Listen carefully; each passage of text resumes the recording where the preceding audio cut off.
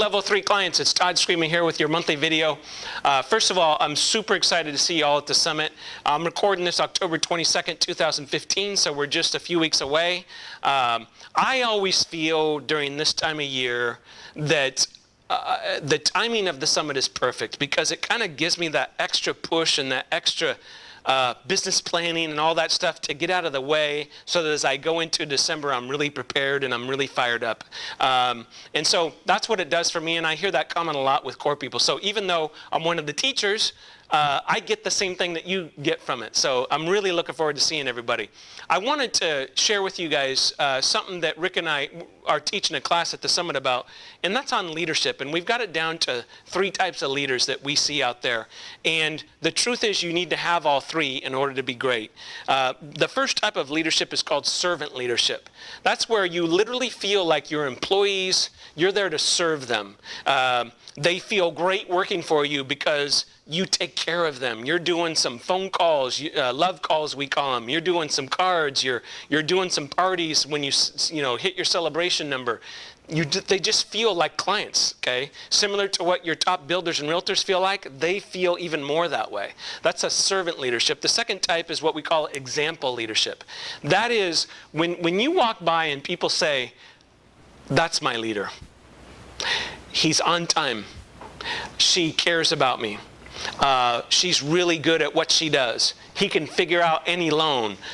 That's leading by example. And some people struggle with this. I would say more people struggle with servant leadership than example leadership, but you got to think about you. In example leadership, what I can tell you is if you're not a good example for people, people aren't going to follow you. And that's going to diminish your leadership because leadership is nothing without the followers, okay?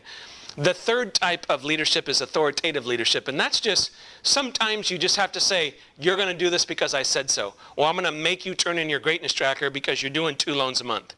Or "I'm going to collect your update call list because I want to make sure you did all your updates."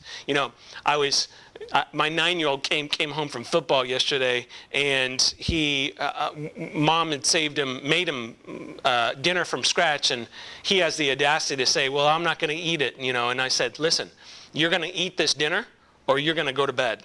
And you're going to make a choice right this second." That's authoritative leadership. I wasn't trying to be mean to him. I was trying to say, hey, you're not going to eat Cheerios for dinner when mom made you, enchiladas and all this stuff. So there's nothing wrong with that.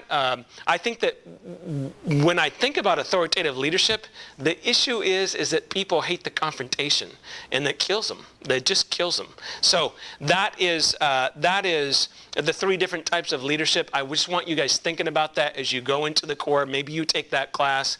But if you really think about it, here's what I find.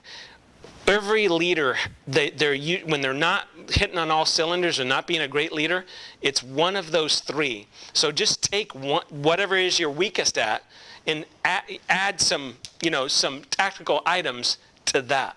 And that will really increase your leadership and therefore exponentially increase your results. See you all in a few weeks, guys. Thank you very much.